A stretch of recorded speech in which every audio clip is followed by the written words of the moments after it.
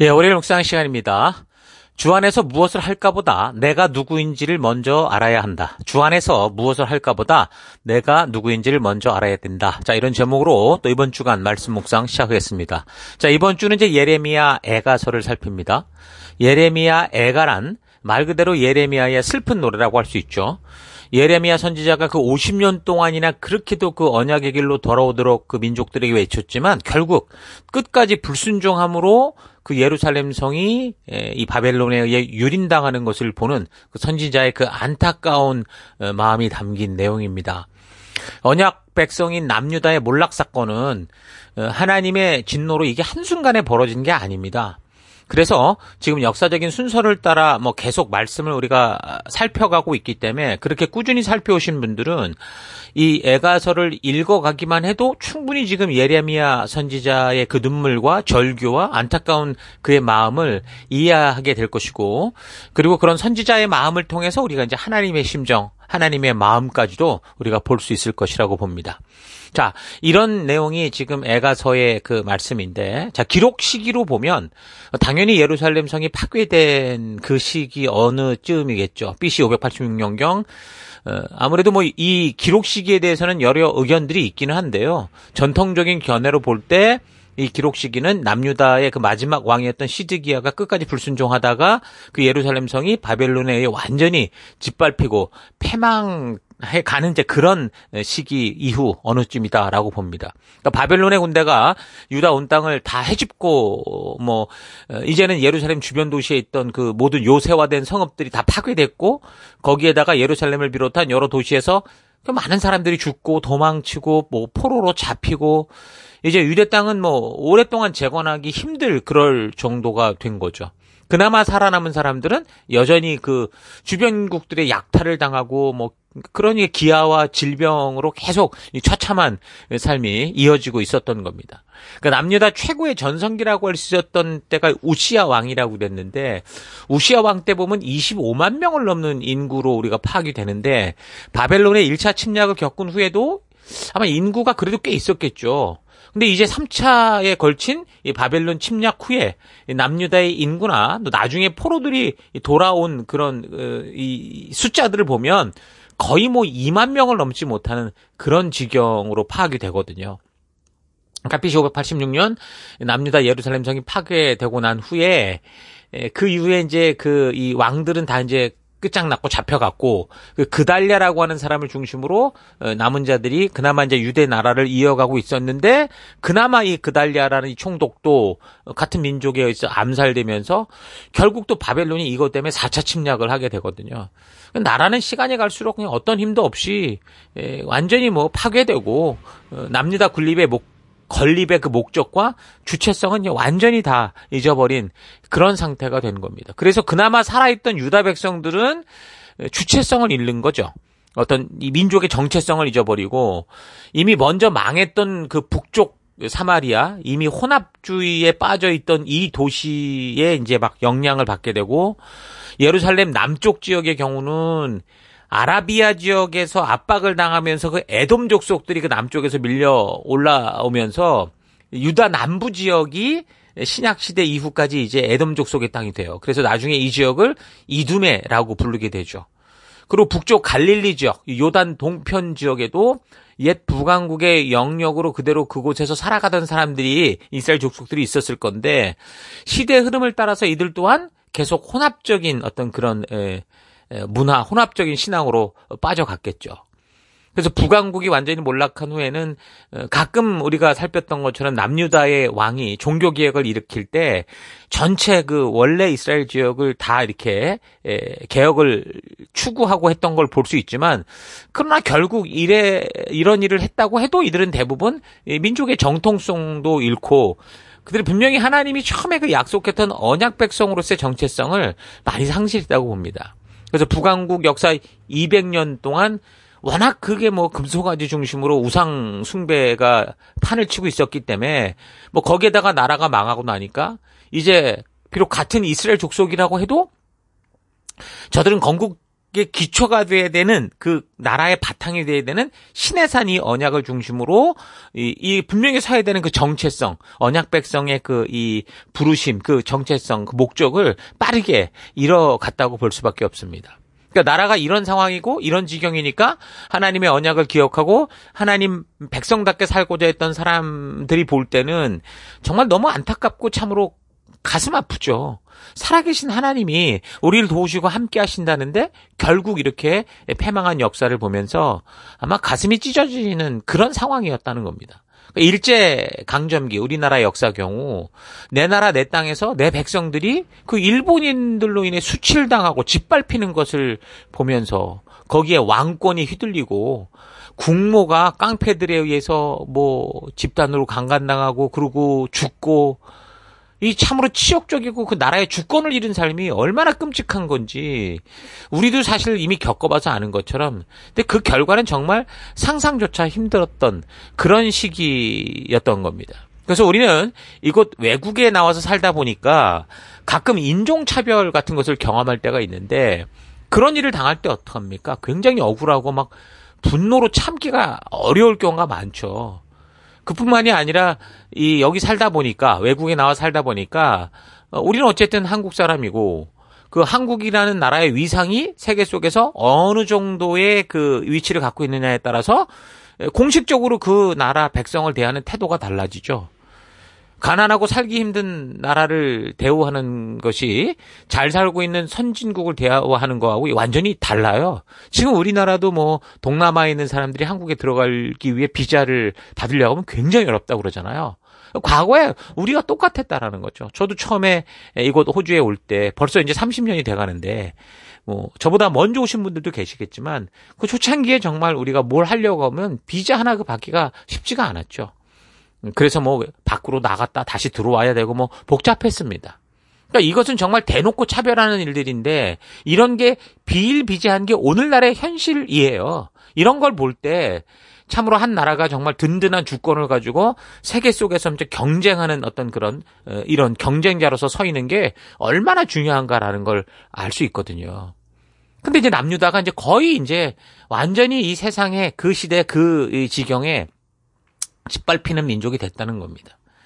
그러니까 나라가 이런 지경이 되는 것을 알았기 때문에 그토록 이 왕과 백성들과 백성을 향해 그 하나님께서 돌아오라고 한다고 하는 그 메시지를 그렇게 외쳤던 예레미야의 심정은 이거를 몰랐으면 뭐 자기도 이런 일이 생겼나 그렇겠지만 이런 일이 있을까봐 외쳤는데 50년이나 근데 끝내는 불순종으로 그렇게 넘어지는 걸 보면서 참으로 통탄을 금치 못했을 겁니다. 그래서 이 고통과 수욕과 참으로 참담한 심정을 겪으면서 이제 이렇게 벌어지고만 현실이 다시는 이제 저들의 역사에서 반복돼서는 안 되잖아요. 이제 바닥 쳤으니 다리게 올라가서 온전히 서야 되잖아요.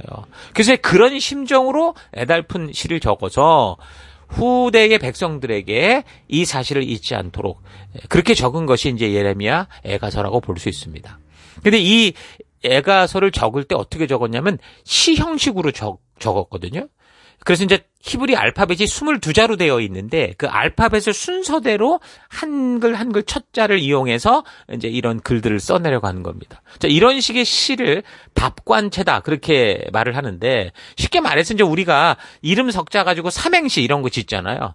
그것처럼 이 자기네 알파벳 이 22자를 가지고 그렇게 쭉 하나하나를 따라서 한 절 한 절씩 적어 내려가는 겁니다. 그렇게 해서 이제 5장이 적혀졌는데 5장은 빼고 각 장이 다 22절로 구성되어 있어요. 근데 이제 3장은 66절로 되어 있습니다. 왜 그러냐면 같은 이 알파벳 순서로 갔는데 한 절마다 이 3개의 구절로 이제 형성이 되어 있는 그런 상황이기 때문에. 그리고 5장 같은 경우는 22절로 구성되어 있지만 이 답관체식으로 그 알파벳 순서로 되어 있는 건 아닙니다. 그러니까 1, 2, 3, 4장만 이렇게 답관체 순서로 그렇게 이제 되어 있다라는 거. 자, 이런 형식으로 시를 적는 이유는 전달하려는 어떤 그런 메시지를 좀 강하게 심으려고 하는 거죠. 그리고 기억하기 쉽게 하기 위해서 이렇게 적게 되는 겁니다. 비록 지금 온 나라가 파괴되고 파멸하고 뽑혀져 버렸지만 이제 다시 이제 새롭게 건설되고 심어져야 되는 이 후대들에게 이 비극적인 사건을 쉽게 잊지 않고 이 일들이 왜 살아계신 하나님 앞에서도 벌어질 수밖에 없었는가라는 그 교훈을 담아서 바르게 기억해서 모든 삶을 살아가는 곳곳에서 이들이 이것을 꼭 교훈으로 기억하며 살아갈 수 있도록 하기 위해 이런 식으로 이 애가서를 지은 거죠. 그래서 이 애가서가 주는 교훈은 이거예요. 우리가 약해서 진 게 아니라 악해서 졌다. 이거죠. 그래서 유다 멸망은 이 바벨론이라는 강대국에 의한 게 아니라 하나님의 공의에 의한 심판이었다라는 걸 말해줍니다. 하나님은 뭐 바벨론이라는 나라의 그 신의 힘보다 너무 약해서 하나님이 진 게 아니고 그 바벨론을 사용해서 느부갓네살을 사용해서 이 유다를 치신 분이다라는 거예요. 그래서 이스라엘이 고난을 당하는 것은 여호와께서 자기 백성에게 무관심하거나 무력해서가 아니었습니다. 유다 패망은요, 하나님께서 아주 적극적으로 지금 범죄하고 쓰러져가는 자기 백성들의 이 죄를 해결하려고 하셨고, 저들 스스로 빠진 이 고통, 그 절망 속에서 다시 율법을 준수하는 백성, 하나님 나라 가운데 살아가는 하나님 나라 백성으로 삼으시기 위해 하시던 그런 일의 결과였다라는 거죠. 패망도 하나님의 일을 일구어가는 일의 하나였다는 겁니다. 그래서 예레미야는 이 언약의 나라, 이 나라가 바벨론에게 눈에 보이게 패망했지만 여호와께서는 이거를 모르시는 게 아니라 이 역사를 주관하셔서 주님이 이루시고자 하는 하나님의 나라를 끝까지 이루어 가시고 있다. 자, 이런 걸 크게 이제 강조하고 있는 겁니다. 그리고 그는 하나님께서 이 연단 시기가 끝나면 그래서 자기 백성을 분명하게 회복시켜서 하나님이 이루시고자 했던 이 약속의 나라를 또 이루어 가실 거다라고 하는 분명한 소망을 전하게 되죠. 그러니까 이제 예레미야서의 내용 자체를 우리가 본 것처럼 예루살렘이 멸망당하고 뽑히고 파괴되고 파멸하고 넘어지는 것으로 가득 차 있다면 이 예레미야 애가서를 잘 보면 그 패망한 예루살렘을 보는 슬픔의 노래도 있지만 이제 이 나라가 다시 건설되어지고 심어질 거다라고 하는 그런 소망을 전하고 있는 겁니다. 그래서 이제 애가서의 기록 목적은 예루살렘 성과 그 성전이 파괴되고 하나님의 성전에서 제사장과 선지자들이 죽임을 당하고 뭐 나라의 처녀와 소년들 어린아이들이 칼에 맞아 죽고 굶주린 여자들이 이제 자기 애를 잡아먹고 그런 불순종으로 인한 이런 비극이 절대로 다시는 그들의 역사 속에서 일어나지 않도록 그 참담한 광경을 노래로 담아서 후대들이 절대로 잊지 않게 하려고 이런 기록을 남기게 된 거죠. 그래서 예레미야의 이런 바램을 이스라엘 사람들이 이제 잊지 않고 지켜가려고 했습니다. 그래서 매년 4차례 금식을 했는데 4월에는 예루살렘 함락 사건을 기억하면서 금식했고 5월에는 성전과 예루살렘이 불탄 것을 기억하며 금식했고 7월에는 남유다 몰락 후에 유대 총독이 됐던 그 그다랴를 죽였던 암살됐던 것을 기억하면서 금식했고 10월에는 느부갓네살에 의해서 예루살렘이 포위당했던 것을 기억하면서 금식을 했죠. 그래서 이제 해마다 유대 달력으로 4월 9일이 되면 이게 우리 이 태양력으로 보면 7월 정도인데 온 국민이 애통하고 비통한 심정을 가지고 금식을 하는데 단지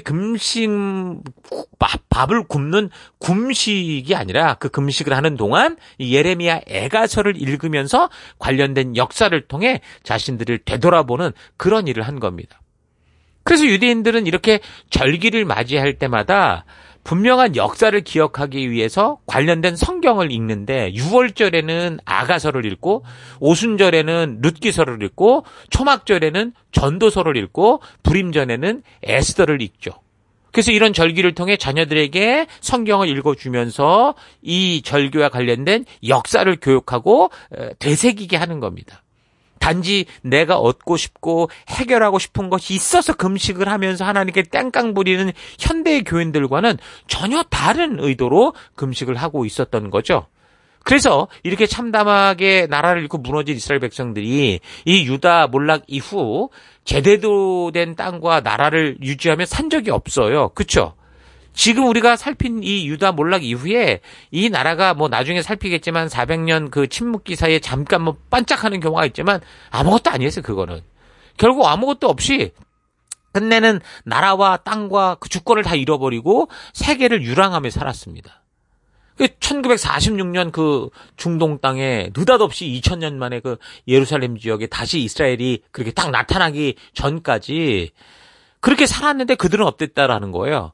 그 2000년 동안 유랑자로 살면서 짓밟혀 여기저기서 죽고 당하고 살면서도 자기네 정체성을 잊지 않았던 거고, 그래서 결국 약속된 땅에 그 나라와 그 주권을 회복해서 지금 또 이제 우리가 아는 것처럼 팔레스틴 그 역사의 불순종 때문에 생긴 이 끔찍한 일들 속에 여전히 싸우고 있는 그런 걸 보고 있죠. 어쨌든 중요한 건 그 나라가 2000년 동안 그 정체성을 잊지 않고 그렇게 살아왔는데, 그런 것이 바로 이런 거라는 거죠. 절기를 기억하고 그때마다 역사를 기억하고 약속을 기억하고 언약을 소망하며 살았기 때문이라는 겁니다.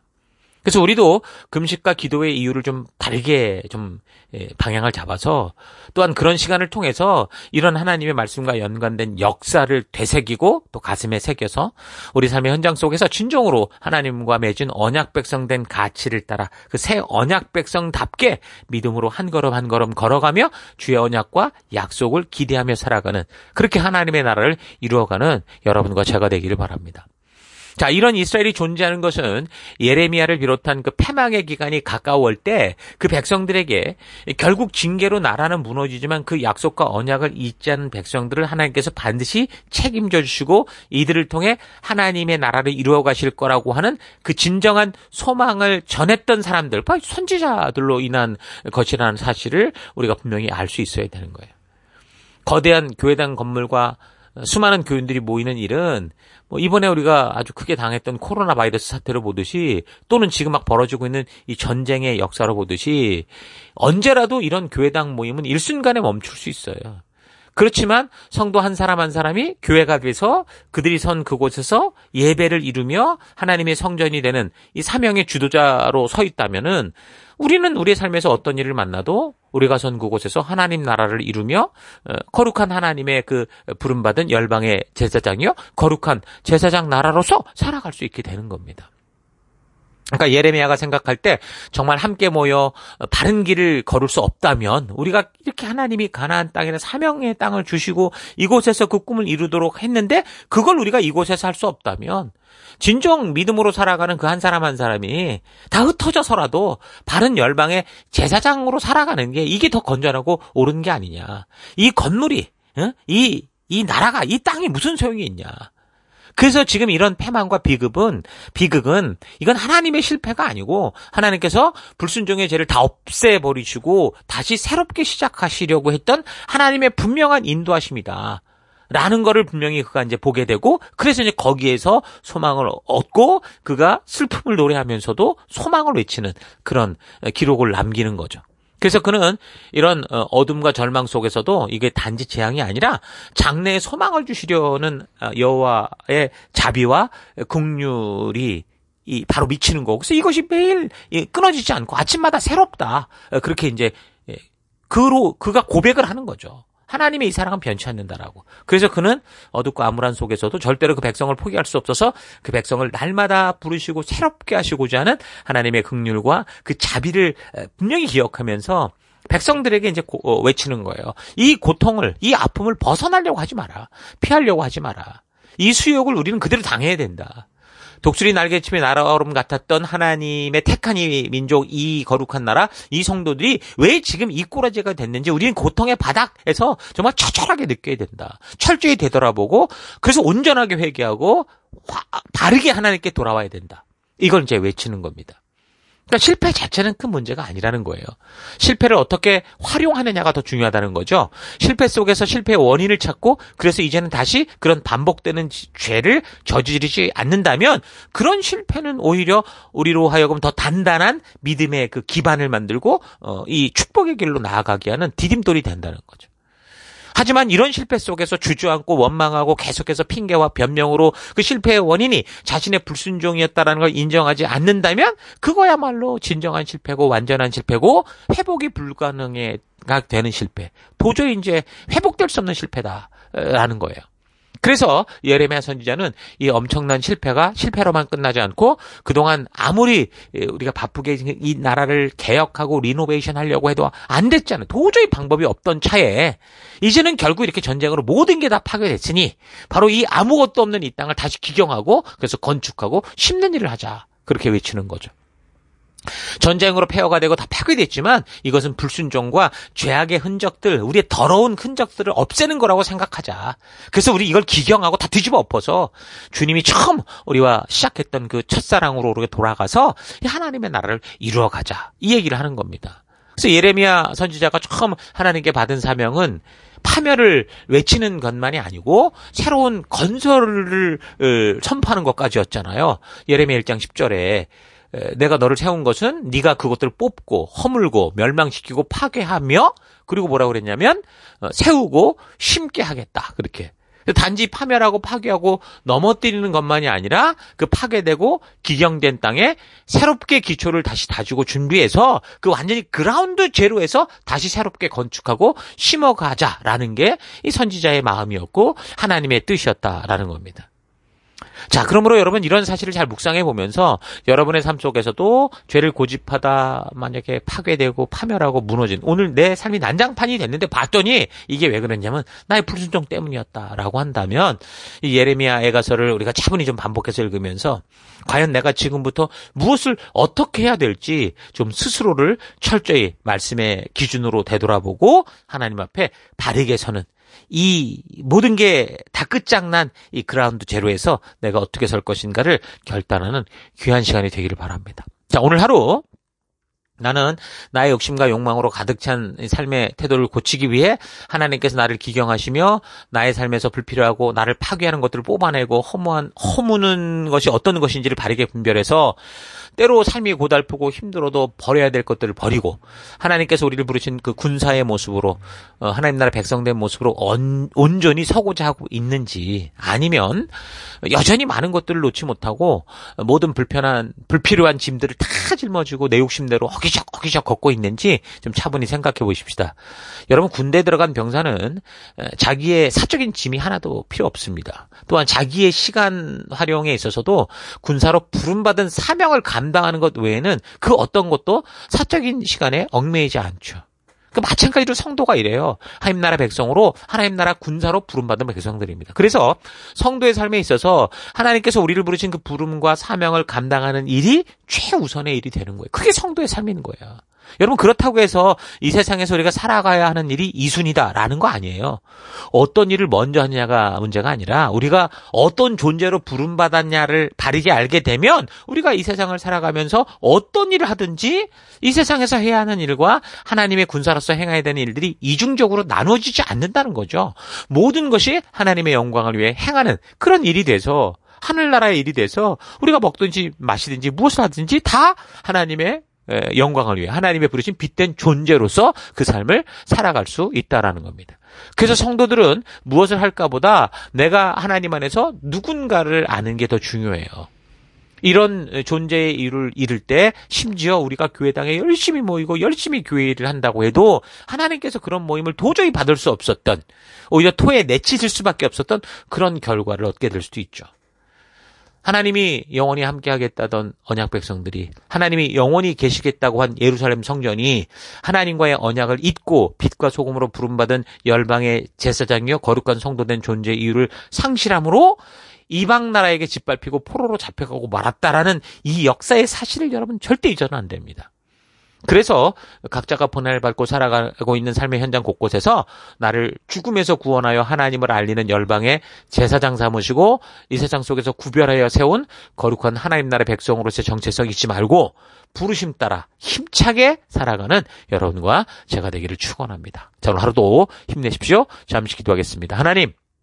하나님께서 이 천지 만물을 창조하실 때 모든 것이 창조의 목적에 합당하도록 창조하셨는데 하나님이 창조하신 그 존재의 이유를 잊고 자기가 원하고 바라는 대로 살고자 하나님의 창조의 법칙까지 마음대로 깨버리고 욕심과 욕망을 따라 살아왔던 삶을 회개합니다. 용서하여 주옵소서. 하나님이 주신 소중한 질서들을 깨뜨려 버리는 것은 쉽지만 그것을 다시 바르게 세우는 것은 불가능하다라는 사실이 있지 않고 하나님이 이 기회로 주신 이 교회, 이 셀, 이 가정, 이 관계들 속에서 하나님이 창조하신 그 목적을 따라 즐거이 살아가는 내가 되기 원합니다. 군사로 부름받은 자에게는 얽매일 것이 하나도 없듯이 무엇을 하여도 부름받은 자로 살아가듯이 우리의 삶의 곳곳에서, 나의 삶의 곳곳에서 하나님께 부름받은 자로서 하나님의 백성답게 살아가는 내가 되기를 원합니다. 하나님 이것을 위해서 내가 뭘 해야 되느냐가 아니라 내가 누구냐, 하나님에서 누구인지를 바르게 알아야 되는 것 잊지 않고 말씀을 통해 주님이 말씀하시는 그 거룩한 그 의미, 그 소망 우리가 온전히 아는 그런 하루 될 수 있도록 주님 역사하여 주옵소서. 그 길로 이끄시고 동행하시고 함께 하신 하나님 감사드리고 예수님 이름으로 기도했습니다. 아멘.